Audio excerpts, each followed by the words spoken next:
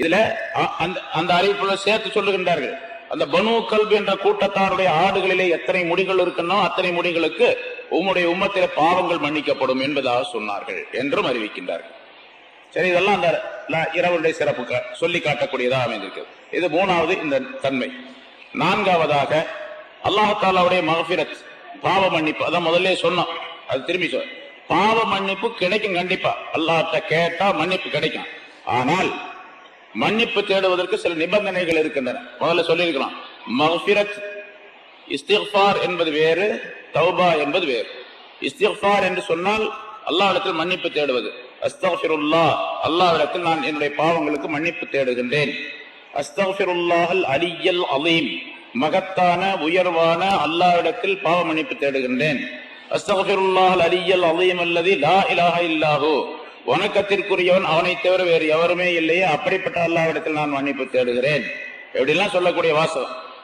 அதுல மீடியமா நடுநிலையா இருக்கக்கூடிய ஒரு வாசகம் இப்ப நான் சொன்னது, அஸ்தக்ஃபிருல்லாஹல் அலியல் அலீம் அல்லதி லா இலாஹ இல்லாஹுவல் ஹய்யுல் கய்யூம். இது எல்லாத்துக்கும் பெரும்பாலும் தெரியும், தொழுகிறவங்களுக்கு ஓதுறவங்களுக்கு எல்லாம் தெரியும். அஸ்தக்ஃபிருல்லாஹல் அலியல் அலீம் அல்லதி லா இலாஹ இல்லாஹுவல் ஹய்யுல் கய்யூம்.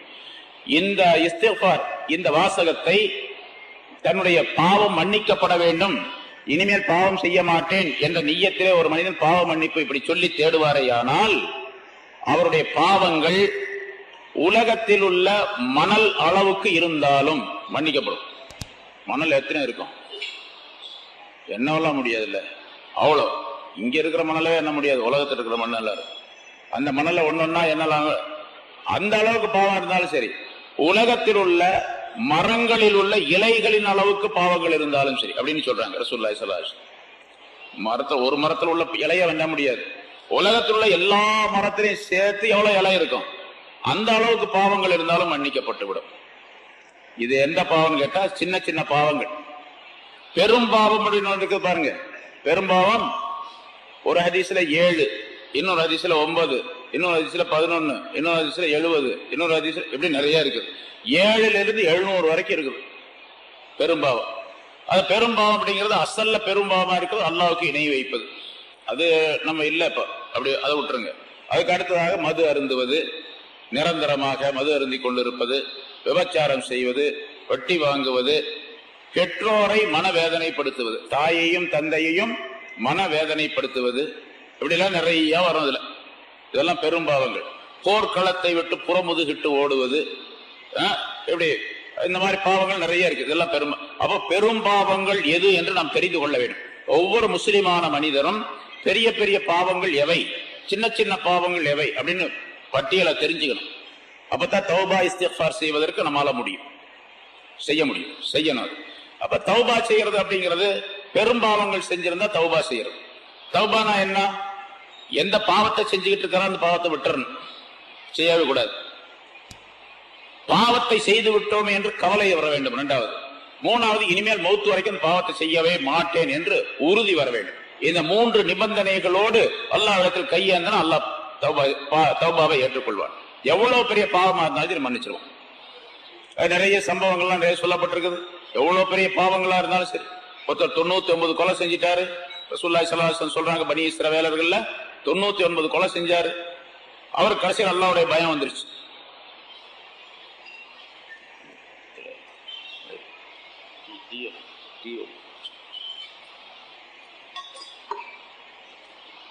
கடைசியில் அல்லாஹ்வுடைய பயம் வந்துருச்சு. அவரு 99 கொலை செஞ்சிட்டமே, இப்ப என்ன பண்றது, எல்லாம் நம்ம பாவ மன்னிப்பை ஏற்றுக்கொள்வானா, பாவ மன்னிப்பு தேடனா ஒத்துக்குவானா அப்படிங்கிற ஒரு சந்தேகம். அந்த ஊர்ல இருந்து ஒரு ஆலிம் சாட்ட போய் கேட்டார், இந்த மாதிரி நான் 99 கொலை செஞ்சிட்டேன், நான் பாவ மன்னிப்பு தேடனா அல்லாஹ் தஆலா ஏற்றுக்கொள்வானா அப்படின்னு. போய் 99 கொலையா செஞ்ச, உன்னை அல்லாஹ் மன்னிப்பானா அப்படின்னா, நீ ஒன்ன சேர்த்து 100 இருக்கட்டும்னு போட்டாரு. 300 ஆகி போயிடுச்சு கணக்கு. இப்ப மறுபடியும் பயம். ஆனா அவரு தௌபா செய்யணும், இவர் சொன்னதுனால அவருக்கு ஆத்திரம், ஆளை காலி பண்ணிட்டாரு. வெளியே வந்தாரு, எனக்கு தௌபா உண்டா, நான் என்னுடைய தௌபா எல்லாம் ஏற்றுக்கொள்வானா, ஏற்றுக்கொள்வான்னு சத்தம் போட்டுக்கிட்டே போனாரு. ஒருத்தருமே பதில் சொல்ல, ஏன்னா அவரையும் காலி பண்ணிட்டாங்க, கேட்கறவங்கள சொல்றவங்கள. அதனால அவங்க பாட்டுக்கு போயிட்டே இருந்தாங்க, இந்த காலத்துல நடக்கிற மாதிரி. பிறகு ஒருத்தர் சொன்னாரு, இங்க வாப்பா, உனக்கு தௌபா இருக்குதா இல்லையா அப்படிங்கிறது எங்களுக்கு தெரியல, எப்படியாவது நாளும் இந்த ஊரை விட்டு முதல்ல போக சொல்லணும், அப்பதான் சரியா வரும் அப்படின்ட்டு அவர் என்ன பண்ணாரு, அந்த தெரியாது பக்கத்து ஊர்ல போனீங்கன்னா அங்க ஒரு பெரியவர் ஒருத்தர் இருக்கார், பெரிய ஆலிம்சா ஒருத்தர் இருக்கார், அவர்கிட்ட போய் கேட்டீங்கன்னா உனக்கு கரெக்டா ஜட்ஜ்மெண்ட் பண்ணிடுவார் அப்படின்னு சொல்லி சரி இவர் அந்த ஊரை நோக்கி போனார். அப்படியா, அந்த ஊரை போய் பார்த்து அவரை போய் கேட்டுக்கலாம் அப்படின்னு சொல்லிட்டு போறார். போன உடனே வழியில போயிட்டே இருக்கும்போது கொஞ்சம் பாதி வழியில போனாரு, கல்லு தட்டி கீழே விழுந்தார், மௌத்தா போயிட்டார். என்ன தௌபா செய்யல, அவரு தௌபா செய்யறதுக்காண்டி கவலைப்பட்டு கஷ்டப்பட்டு மன வேதனையோடு போயிட்டு இருக்கிறார், இறந்து போயிட்டார். இறந்து போன உடனே வானுலகத்திலிருந்து 2 மலக்குகளும் வந்தாங்க, வேதனைக்குரிய மலக்குகளும் வந்தார்கள், சொர்க்கத்திற்குரிய மலக்குகளும் வந்தாங்க. வந்து நல்லவராக இருந்தா மோமினா இருந்தா சொர்க்கத்திலிருந்து கஃபன் கொண்டு வரப்படும், வாசனை திரவியங்கள் கொண்டு வரப்படும். கெட்டவராக இருந்தால் நரகத்திலிருந்து கஃபன் கொண்டு வரப்படும் என்றெல்லாம் ஹதீஸ்ல வந்திருக்கா இல்ல முன்னால சொல்லி இருக்கிறோம். அது 2 பேரும் வந்துட்டாங்க இங்க. இவர் எங்களுக்கு உள்ள ஆள் தான், இந்த ரூஹு எங்களுக்கு உள்ளதுதான், இந்த ரூஹு எங்களுக்கு உள்ளதான். 2 பேரும் சண்டை போட்டுக்கிறாங்க அவங்க மலக்குகள். இப்ப சரி நம்ம ஏன் சண்டை போட்டோம், அல்லாட்ட கேட்போம் அப்படின்னு மலக்கள் அந்த 2 பேரும் சேர்ந்து அல்லாட்ட கேட்டாங்க, யாரெல்லாம் இந்த மாதிரி இவருடைய ரூஹ நான் வாங்குறதா இல்ல இவர் எடுத்துட்டு போறதா, நீ தான் தீர்ப்பு செய்யணும் அப்படின்னு சொல்லி. அப்ப அல்லாஹ் சொன்னா இவரு எந்த தௌபா செய்வதற்காக ஒரு ஊரை நோக்கி போறார், அவருடைய ஊர்ல இருந்து வந்திருக்கார். எந்த ஊருக்கு பக்கத்துல இவருடைய பாடி இருக்குது, எந்த ஊருக்கு சமீபமாக இவர் விழுந்திருக்கிறார் அப்படிங்கறத கணக்கு போட்டு பாருங்க, அளந்து பாருங்கன்னு சொல்லி அல்லாஹ் சொன்னான். அளந்து பார்த்தாங்க, அவர் விழுந்திருக்கிற இடத்துல இருந்து அந்த ஊர் போற ஊர் இவர் வந்த ஊர் 2 கணக்கு போட்டா கரெக்டா நடுவுல விழுந்திருக்காரு. ரொம்ப போச்சு, கரெக்டா சென்டர்ல விழுந்திருக்காரு அந்த ஊருக்கும் இந்த ஊருக்கும்.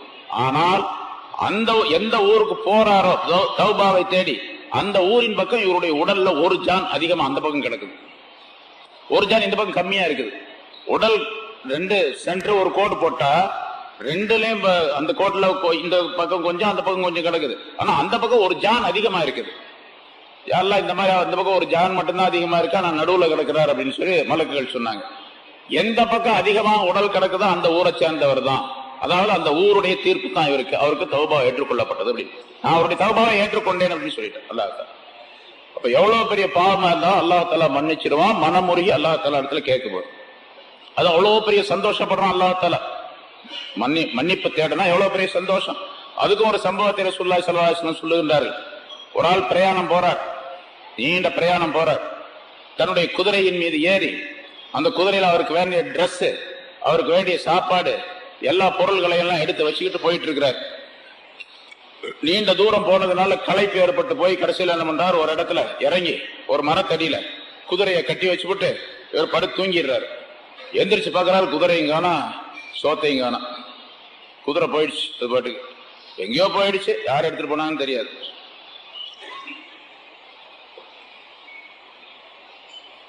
எந்திரிச்சு பார்த்து ரொம்ப கவலைப்படுறாரு, பசி வேற. அந்த குதிரை இருந்தா தான் ஊருக்கே போக முடியும், ஏன்னா வழியை நடந்தெல்லாம் போக முடியாது, அவ்வளவு தூரமான ஊர். சாப்பாடு வேற இல்ல, துணிமணி இல்ல, எது இந்த ஜாமானம் இல்ல. அவர்கிட்ட சுத்தி சுத்தி தேடி பாக்குறாரு, குதிரையும் காணா ஒன்னையும் காணா. சரி திரும்ப இங்க வந்து இந்த மரத்தடிக்கே வந்தார் மறுபடியும். அல்லாஹ் விட்ட வழி, என்னுடைய குதிரை வந்துச்சுன்னு சொன்னா நான் போய் ஊருக்கு சேருவேன், குதிரை வரலன்னு சொன்னா இந்த இடத்துல இருந்து இப்படியே மௌத்தா போயிடுவேன் அப்படின்னு அங்கேயே படுத்துட்டாரு. திருப்பி படுத்தாரு, திரும்பியும் தூங்கிட்டாரு. தூங்கிட்டு திரும்பி எந்திரிச்சு பாக்குறாரு, குதிரை அப்படியே நிக்குது, சாமானோட அப்படியே நிக்குது, எந்த களவும் போகல. இப்ப அவருக்கு எவ்வளவு சந்தோஷமா இருக்கு. ரசூலுல்லாஹி ஸல்லல்லாஹு அலைஹி வஸல்லம் சொல்லுகின்றார்கள், அவருக்கு எவ்வளவு பெரிய சந்தோஷம் இருக்கு. அந்த சந்தோஷம் ரொம்ப ஆனதுனால அவர் என்ன பண்ணாரு, அல்லாஹ்ட்ட துஆ செஞ்சாரு, யா அல்லாஹ் உனக்கே எல்லா புகழும், நீ தான் என்னுடைய அடிமை, நான் தான் உன்னுடைய எஜமா அப்படின்னு சொல்லிவிட்டாரு. சந்தோஷத்தினால என்ன பண்ணாரு, வார்த்தையை மாத்தி சொல்லிவிட்டாரு. அவ்வளவு பெரிய சந்தோஷம். ரொம்ப சந்தோஷம் வந்தா கண்ணுல தண்ணி வருதா இல்லையா, அடிச்சா தான் தண்ணி வரணும் இல்ல, ஆனந்தப்பட்டாலும் தண்ணி வரும், அது ஆனந்த கண்ணீர் அப்படின்னு சொல்லுவோம் இல்லையா. அழுகையினால கண்ணீர் வந்துச்சு அப்படின்னு சொன்னா, அழுகையினால் கண்ணீர் வந்துச்சுன்னா அது சூடா இருக்கும், ஆனந்தத்தினால் கண்ணீர் வந்துச்சா குளிர்ச்சியா இருக்கும். நாங்க எப்ப பாக்குறத ஜெத்துத அப்படின்னு கேக்குறீங்களா, எப்ப வேணாலும் பாருங்க. சரி, அப்படியே ஆனந்தத்தினால சொல்லிட்டாரு. இந்த மனிதருக்கு எவ்வளவு சந்தோஷம் இருந்ததோ அதை விட ஒரு அடியான் அல்லாஹ்விடத்தில் கையேந்தி தௌபா செய்யும் பொழுது அல்லாஹ் அதை விட அதிகமா சந்தோஷப்படுறான் என்று உதாரணத்தை ரசூலுல்லாஹி ஸல்லல்லாஹு அலைஹி வஸல்லம் சொன்னார்கள். அதனால தௌபா செய்யறது அல்லாஹ்வுக்கு ரொம்ப ரொம்ப பிரியமானது. பகலிலே பாவம் செய்யக்கூடியவர்களுக்காக வேண்டி அவர்கள் தௌபாவுக்காக வேண்டி அல்லாஹ் தஆலா இரவு நேரத்தில் கையை விரித்துக் கொண்டிருக்கின்றான். கையை விரித்துக் கொண்டிருக்கானா? ஒரு தந்தை தன்னுடைய மக்களை கூப்பிடுற, வா மகனே வா அப்படின்னு சொல்லி கூப்பிடுறாருல கையை விரிச்சு. அது மாதிரி அல்லாஹ் தஆலா அடியார்களை கூப்பிட்டுக் கொண்டிருக்கின்றான். என்னுடைய அடியானை நீ என்னிடத்தில் வந்து விடு, தௌபா செய்து விடு என்று அல்லாஹ் தஆலா சொல்லுகின்றான். பகலிலே செய்யக்கூடிய பகலிலே செய்த பாவத்திற்கு இரவிலே செய்யக்கூடிய தௌபா செய்யக்கூடிய இரவிலே அல்லாஹ் தஆலா கையை விரித்துக் கொண்டிருக்கின்றான். இரவிலே பாவம் செய்யக்கூடியவர்களுக்கு பகலிலே அல்லாஹ் தஆலா கையை விரித்து கூப்பிட்டுக் கொண்டிருக்கின்றான் என்ற கருத்தை ரசூலுல்லாஹி ஸல்லல்லாஹு அலைஹி வஸல்லம் சொல்லி காட்டுகின்றார். அதனால தௌபா செய்யறது இந்த நாள்ல ரொம்ப ரொம்ப முக்கியமானது, இந்த இரவில். ஆனா இப்படி தௌபா செய்தாலும் கூட சில பேருடைய, அதாவது சில பாவங்களை நிரந்தரமாக செய்து கொண்டிருந்தால் அந்த பாவிகளுக்கு, அந்த பாவம் செய்யக்கூடியவர்களுக்கு தௌபாவை கூட ஏற்றுக்கொள்ள மாட்டான். அது யாருன்னா பெற்றோரை நோவனை செய்யறார், தாய் தந்தையரை மன வேதனைப்படுத்துகின்றார், திட்டி இருக்கிறாரு, அடிச்சிருக்கிறாரு, அத மனம் நோகும்படியாக ஏதாச்சும் நடந்துகிட்டார் என்று சொன்னால் பெற்றோர் மன்னிக்காத வரைக்கும், பெற்றோர் தாயும் தந்தையும் மனம் மகிழ்ச்சி அடையாத வரைக்கும் அல்லாஹ் தஆலா ஏற்றுக்கொள்ள மாட்டான். அல்லாஹ்ட்ட மன்னிப்பு தரனாலும் சரி, அது பராத் இருந்தாலும் சரி, லைலத்துல் கத்ரா இருந்தாலும் சரி, வேற எந்த இரவா இருந்தாலும் சரி, எந்த நாளா இருந்தாலும் சரி. அதே மாதிரி ஒருத்தர் கல்லு குடிக்கிறார், நிரந்தரமா கல்லு குடிச்சுக்கிட்டே இருக்காரு, தௌபா செய்யறாரு, நான் இனிமேல் குடிக்கவே மாட்டேன் அப்படிங்கிறாரு. மறுநாள் பார்த்தா அங்கதான் நிக்கிறாரு. நிறைய பேர் அப்படி சொல்றாங்கல்ல, இனிமேல் சத்தியமா நான் தொடவே மாட்டேன் அப்படின்னு. ஒருத்தர் தொடவே மாட்டேன் அப்படின்னு சொன்னா கையால தொடாமலே குடிச்சாராம் அவரு. டேபிள்ல வச்சுக்கிட்டு வாயை மட்டும் வச்சு குடிச்சிட்டு வந்துடுறது. நான் தொடவே மாட்டேன்னு தான் சொன்ன, தொடரதே கிடையாது இப்போ அப்படின்னு. அந்த மாதிரி எல்லாம் இருக்கிறாங்க. அந்த மாதிரி நிரந்தரமாக குடியர் அவர்களுக்கு மன்னிப்பு கிடையாது, அதை விட்டுற வரைக்கும். அதே மாதிரி சூனியம் செய்யக்கூடியவன், சாஹிர், அடுத்தவரை கெடுப்பதற்காக சூனியம் செய்யறான், அது அவனுக்கு மன்னிப்பு கிடையாது, அதை விட்டுட்டு வந்துடணும். பெற்றோரை மன வேதனைப்படுத்துவன் கிடையாது. அதே மாதிரி விபச்சாரத்திலே தொடர்ந்து ஈடுபட்டு கொண்டே இருக்கக்கூடியவன், ரசூலுல்லாஹி ஸல்லல்லாஹு அலைஹி வஸல்லம் சொல்லுகின்றார், ஒரு வாலிபர் விபச்சாரம் செய்யறதுக்கு ஒரு வயோதிகன் விபச்சாரம் செய்யறதுக்கு வித்தியாசம் இருக்குது. வாலிபராக இருக்கக்கூடிய விபச்சாரம் செஞ்சுட்டார் அப்படின்னு சொன்னா, கல்யாணம் ஆகாத இருந்தா அவர் மன்னிப்பு தரணும், அல்லாஹ் தஆலா மன்னிச்சிடுவான். அவன் இஸ்லாமிய அரசாங்கமா இருந்தா அவருக்கு கசையடி கொடுக்கணும் அப்படின்னு சொல்லி சட்டம் இருக்குது இல்லையா? அதெல்லாம் செஞ்சா அந்த மன்னிப்பு கிடைச்சு போயிடும். ரசூலுல்லாஹி ஸல்லல்லாஹு அலைஹி வஸல்லம் சொல்லுகின்றார்கள், வயோதிகமாக இருக்கக்கூடிய ஒரு மனிதர், கல்யாணம் ஆனவரோ அல்லது வயசு மூத்தவராக இருக்கக்கூடியவரோ விபச்சாரம் செய்வதை பார்த்து அல்லாஹ் தஆலா வெட்கப்படுகிறான் அப்படின்னு சொல்லி, அல்லாஹ் வெட்கப்படுறான் இந்த ஆளை பார்த்து. வயசானாவே முதல்ல நம்ம போய் சீக்கிரம் போய் கபருக்கு போக வேண்டியது இருக்குதே அப்படின்னு நினைப்பு வரணுமே தவிர உலகத்திலேயே இருக்கிற மாதிரி நினைச்சுக்கிட்டு வேலைகளை செஞ்சுட்டு இருக்க கூடாது என்பதை அல்லாஹ் வெட்கப்படுகின்றான் என்று ரசூலுல்லாஹி ஸல்லல்லாஹு அலைஹி வஸல்லம் கூறுகிறார். அதே மாதிரி இன்னொரு ஹதீஸ்ல, தன்னுடைய வேஷ்டியை கரண்டை மொழிக்கு கீழாக இழுத்து உடுத்தி கொண்டிருப்பவனுக்கும் மன்னிப்பு கிடையாது. அதை விட்டு தௌபா செஞ்சு அதெல்லாம் சரி பண்ற வரைக்கும். இன்னைக்கு எங்க பார்த்தாலும் அதுதான் பெரும்பாலும். இந்த பேண்ட் போட்டிருக்கிறத பாத்தீங்கன்னு சொன்னா, வேட்டி கட்டிக்கிறதா 100க்கு ஒரு 10 பேர் 20 பேராவது தூக்கி கட்டிக்கிறாங்க, வேட்டி கைலி கட்டி இருக்கிறாங்க. இந்த பேண்ட் போட்டிருக்க பாத்தீங்களா, பெரும்பாலும் அந்த முழங்க அந்த மொழிக்கு கீழே தான் இருக்கு எல்லாரும். ஏன்னா அதுக்கு ஒருத்தர் 10வாவே சொல்லியிருக்காரு, பேண்ட்னால அப்படித்தாங்க இருக்கும் கீழே அப்படிங்கிறாரு. பேண்ட்னால அப்படித்தான் இருக்கு அப்படின்னு சொன்னா, அப்ப அப்படி அவன் அப்படி திருந்தவே மாட்டான். அதனால பேண்டா இருந்தாலும் சரி, பைஜாமாவா இருந்தாலும் சரி, கைலியா இருந்தாலும் சரி, வேட்டியா இருந்தாலும் சரி, எதுவா இருந்தாலும் சரி, அந்த கரண்டை மொழிக்கு மேல இருக்கணும். கரண்டை மொழிக்கு கீழே இருப்பது நரகத்தை சார்ந்தது என்று ரசூலுல்லாஹி ஸல்லல்லாஹு அலைஹி வஸல்லம் சொன்னாங்க. நரகத்துக்கு தான் போகும் அது, அவர் நரகத்துக்கே தகுதியானவர் என்பதாக சொல்லப்பட்டு இருக்கின்றது. அதனால கரண்டை மொழிக்கு மேல அந்த கைலியோ பேண்டோ ஏதோ, அதனால ஒன்னும் நஷ்டம் வந்து இப்படி போட்டா எல்லாம் வந்து ஷேம்ங்கிறாங்க எதிர்த்து அப்படிங்கிறான் ஒருத்தன் பையன், ஷேம் அப்படிங்கிறான். என்னடா அமனமாவ போற ஷேம்ங்கிறதுக்கு, கொஞ்சம் மேல இருக்க அவ்வளவுதான், நீ கீழே இழுத்து கொடுத்துற அதுதான் ஷேம், நீ இழுத்து உடுத்திட்டு போற அதான் ஷேம். அவனை பார்த்து நீ சொல்லு ஷேம் என்னடா இப்படி போடுற, கீழே இழுத்துப்பட்டு எல்லா பீ மூத்திரம் எல்லாத்தையும் இழுத்துக்கிட்டே போறதுல அப்படின்னு சொல்லு அவனை பார்த்து அப்படின்னு. இந்த இடத்துல தான் ஒரு நாள் உட்கார்ந்து ஒரு பையன் சொல்றான், நாளைக்கு முன்னால, என்னப்பா இப்படி உடுத்திருக்கிற, இப்படி பேண்ட் இவ்வளவு இருக்கு, தொழுவும் போது தூக்கி விட்டுக்கிறான், சுருட்டி விட்டான். அந்த சுருட்டி முட்டது மட்டும் 1.5 முழம் இருக்குது, சுருட்டி விட்டதே 1.5 முழம் இருக்குது, அவ்வளவு பெருசு சுருட்டி விட்டான். இப்படி எல்லாம் உடுத்தக்கூடாது அப்படின்னா ஃப்ரெண்ட்ஸ் எல்லாம் பார்த்து ஷேம் பண்றாங்க அப்படிங்கிறான். நல்ல வேலை ஷேவ் பண்றாங்கன்னு சொல்லாம ஷேம் பண்றாங்க அப்படின்னு சொல்லிட்டு போனோம். அது மாதிரி கைதிய அந்த இதை இழுத்து கொடுத்து அந்த ஆளுக்கு மன்னிப்பு கிடைக்காது. அவரும் சரியாக தன்னை ஆக்கிக் கொள்ற வரைக்கும். அப்ப இப்படி சில பேர் இவர்கள்லாம் தௌபா செய்து தன்னை மாற்றிக் கொள்வதாக உறுதி எடுத்துக்கொண்டால் அல்லாஹ் தஆலா பாவத்தை மன்னிப்பான் அப்படின்னு அர்த்தம். அஞ்சாவது விஷயம், இந்த இரவிலே அல்லாஹ் தஆலா ரசூலுல்லாஹி ஸல்லல்லாஹு அலைஹி வஸல்லம் அவருடைய ஷஃபாஅத்தை தருகின்றார். அதாவது ஷஃபாஅத் கியாமத் நாள்ல கிடைக்கும். அதுக்கு இந்த இரவிலே அல்லாஹ் தஆலா இடத்துல கேட்டுக்கொள்வது. அல்லாஹ் இடத்தில் கேட்டுக்கொண்டால் வர்சுக்னா ஷஃபாஅத்தஹு அப்படின்னு துஆ ஓதுறோமா இல்லையா? பாங்கு துஆல அல்லாஹும்ம ரப்ப ஹாதிஹி தாவத்தி தாம்மா என்று வரக்கூடிய துஆல வர்சுக்னா ஷஃபாஅத்தஹு, எங்களுக்கு ரசூலுல்லாஹி ஸல்லல்லாஹு அலைஹி வஸல்லம் உடைய ஷஃபாஅத்தை தருவாயாக என்பதாக. ரசூலுல்லாஹி ஸல்லல்லாஹு அலைஹி வஸல்லம் உடைய ஷஃபாஅத் பெரும்பாவங்கள் செய்தவர் அனைவருக்குமே கிடைக்கும் என்பது ரசூலுல்லாஹி ஸல்லல்லாஹு அலைஹி வஸல்லத்துடைய வாக்கு. அதனால கியாமத் நாள் நபி அவருடைய ஷஃபாஅத் கிடைப்பது அது மிகப்பெரிய பாக்கியம். அது மிகப்பெரிய பாக்கியம். அந்த ஷஃபாஅத் கிடைக்க வேண்டும் என்பதை இந்த இரவிலே கேட்டுக்கொள்ள வேண்டும். இமாம் ஸமக்ஷரி ரஹ்மத்துல்லாஹி அலைஹி அவர்கள் சொல்லுகின்றார்கள், ரசூலுல்லாஹி ஸல்லல்லாஹு அலைஹி வஸல்லம் அவர்கள் இந்த ஷாபான் மாதத்திலே, இன்னொரு அறிவிப்புல அந்த ஹஜ்ஜுடைய நாள் அப்படின்னு சொல்லப்பட்டிருக்கு.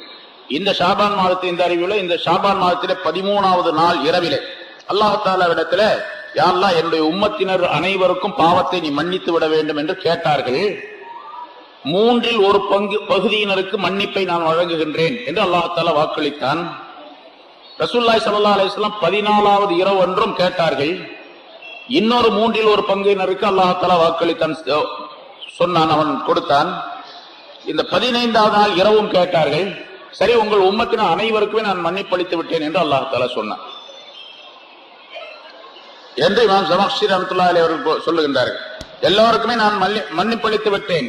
இல்லா மன் ஷர்ரத அனில்லாஹி ஷுரூதல் பகீர், முரண்டு செய்யக்கூடிய ஒட்டகத்தை போன்று அல்லாஹ்விடத்தில் வராமல் முரண்டு செய்து கொண்டிருக்கக்கூடிய மனிதர்களை தவிர, ஈமான் கொள்ளாதவர்களை தவிர.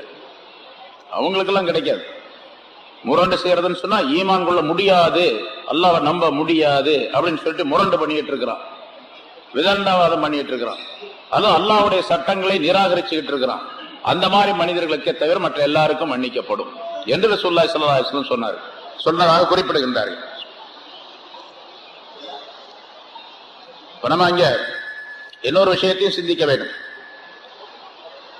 இந்த காலத்துல இப்ப பாருங்க, நிறைய இந்த குழப்பவாதிகள் குர்ஆன் போதும் ஹதீஸ் போதும்னு சொல்லிட்டு இருந்துட்டு, இப்ப சமீபத்துல ஒரு மாசமா பாக்குறோம், நம்ம குர்ஆன்லயும் நிறைய தப்பு இருக்குது அப்படின்னு சொல்றோம்.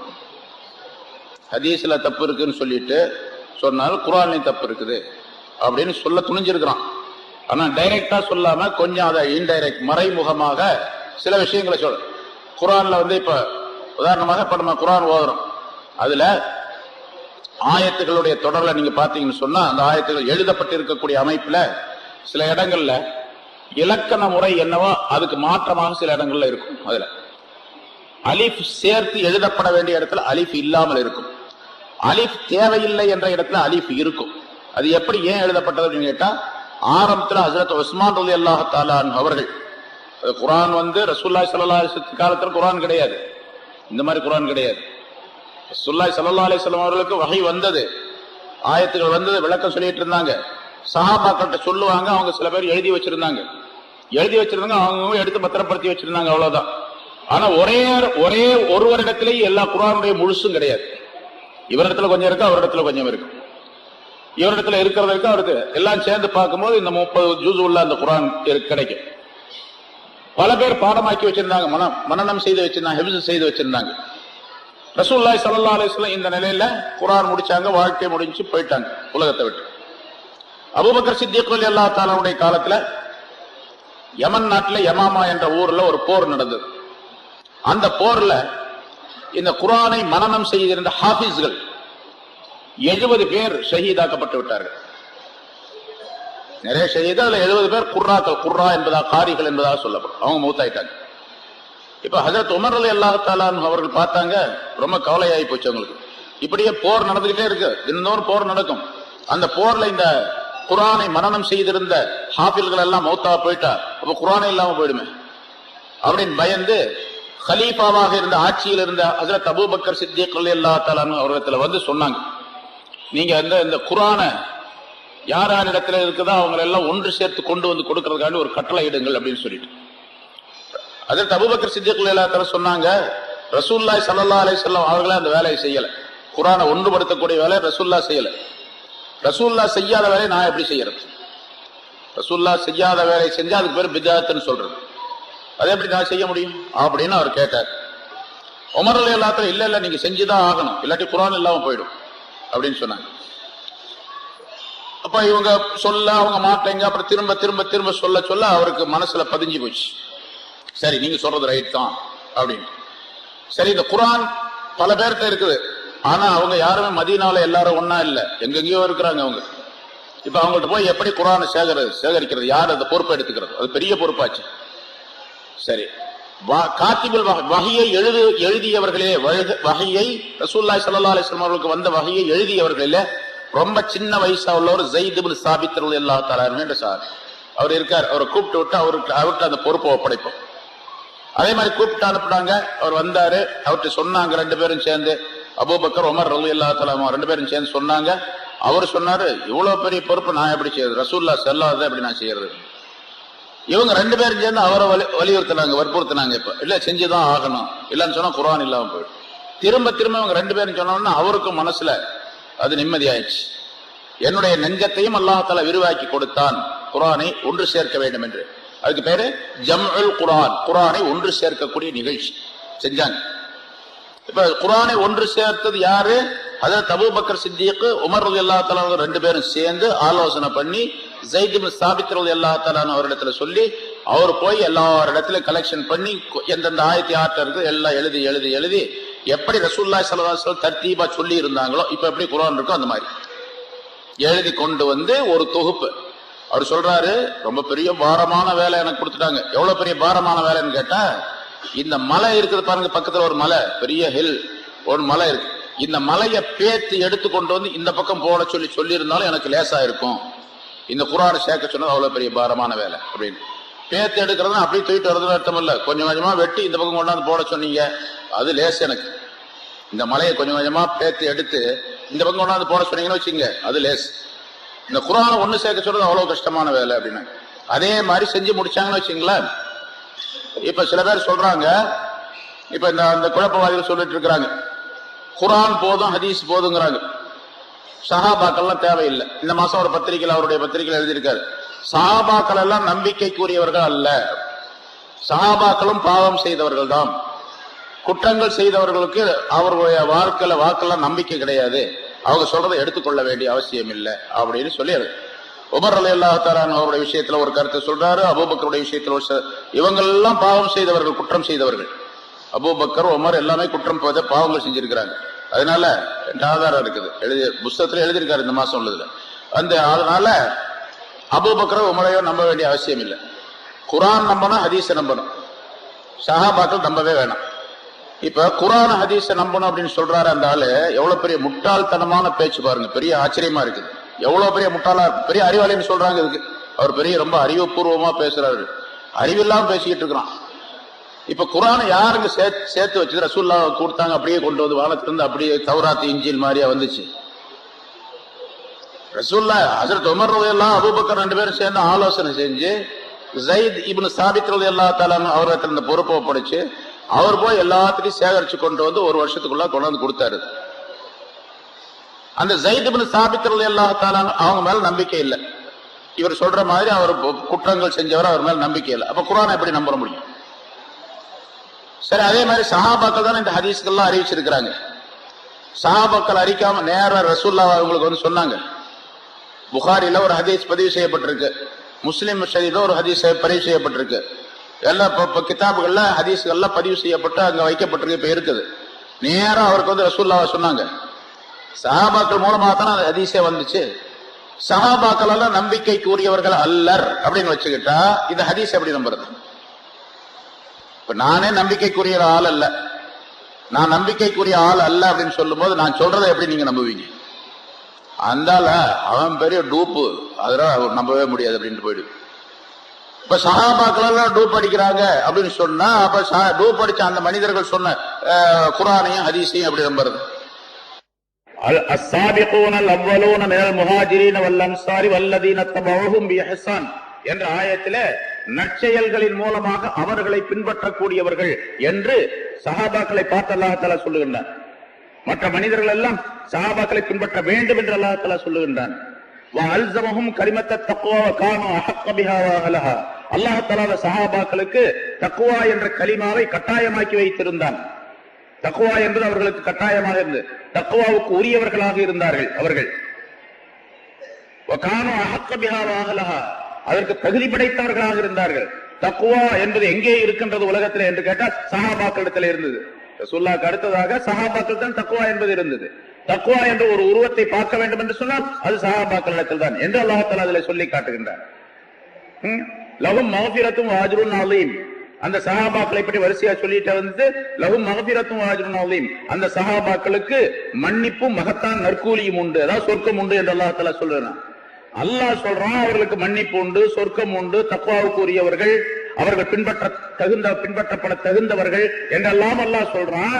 இவர் சொல்றாரு சஹாபாக்கள் நம்பிக்கைக்கு உரியவர்கள் அல்ல அப்படின்னு சொல்றாரு. எவ்வளவு பெரிய அநியாயம் பாருங்க. அதனால எதுக்கு சொல்றேன்னு கேட்டா, இந்த மாதிரி இந்த ஹதீசுகளுக்கெல்லாம் கிறுக்குத்தனமா ஏதாச்சும் விளக்கங்களை சொல்லி மக்களை ஏமாற்றி திசை திருப்பி வாலிபர்களை கெடுத்து, ஏன்னா கேட்கறவங்களுக்கு யாருக்குமே எதுவுமே தெரியாது. ஒருத்தர் கேட்கிறாருன்னு சொன்னா நல்லா பேசுறாரு, என்ன பேசுறாரு, நல்லா பேசுறாரு, அவ்வளவுதான். நம்ம சொல்ற மாதிரி இப்ப பயான் செஞ்சோம், இப்போ வெளியே போறாங்க, அஜித் எப்படி இருந்துச்சு, நீங்க வந்து பயான் எப்படி இருந்துச்சு, ரொம்ப நல்லா இருந்துச்சு, எப்படி இருந்துச்சு, நல்லா இருந்துச்சு, ஒன்னே ஒண்ணு சொல்லுங்களேன், நல்லா இருந்துச்சு அப்படின்னு சொல்லிட்டு போயிட்டே இருப்பாங்க. சொல்ல தெரியாது, நல்லா இருந்துச்சு அவ்வளவுதான். அது மாதிரி நல்லா இருந்துச்சுன்னு சொல்லிட்டே போயிட்டே இருக்கிறாங்க. அவர் என்ன சொல்றாரு, எதுல இருந்து சொல்றாரு, தப்பா சொல்றாரா ரைட்டா சொல்றாரா அப்படிங்கறதெல்லாம் தெரியவே தெரியாது, கேட்கறவங்களுக்கு தெரியுது. வாலிபர்கள் அப்படி தடம் மாறி தடம் புரண்டு போய் கொண்டிருக்கக்கூடிய சூழ்நிலையில இருந்து கொண்டிருக்கிறார்கள். அதனால அந்த விஷயங்கள்லாம் இப்ப என்ன எதுக்காக சொல்லணும்னு கேட்டா, குர்ஆனும் நம்பிக்கைக்குரியதல்ல, ஹதீஸும் நம்பிக்கைக்குரியதல்ல என்ற வரைக்கும் வந்திருக்கிறாங்க. இப்ப அப்படின்னா என்ன அர்த்தம், அவன் முஸ்லிமே அல்ல காபிருங்கிறதுக்காக இருந்தாங்கன்னு அர்த்தம். முஸ்லிமானே அல்ல அப்படின்னு அர்த்தம். ஏன்னா குர்ஆன் இப்ப ஹதீஸ் ஜகாத்தை மறுக்கிறாங்க. வயசுல ஒரு தடவை கொடுத்தா போதும், கொடுக்கப்பட்ட பொருள் ஒரு தடவை கொடுத்தா போதும், கொடுக்கப்பட்ட பொருளுக்கு திருப்பி கொடுக்க வேண்டியதில்லை அப்படின்னு சொன்னாலே காபிர்னு அர்த்தம் வந்துடும் ஆட்டோமேட்டிக்கா. ஏன்னா லொஹுர் தொழுக வேண்டியதில்லை அப்படின்னு ஒருத்தர் சொன்னார்.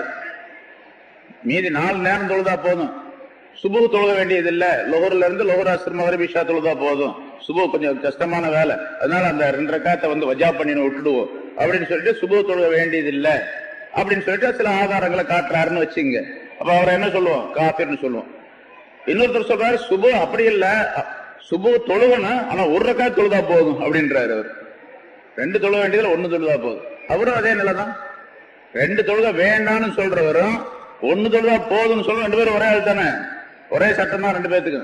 அதே மாதிரி ஜக்காத்து வந்து வயசு ஜக்காத்து கொடுக்கவே வேண்டியதில்லை என்று சொல்பவரும், ஜக்காத்து வந்து 1 தடவை கொடுத்தா போதும் வயசுல அப்படின்னு சொல்றவர் 2 பேரும் ஒருத்தர் தான்.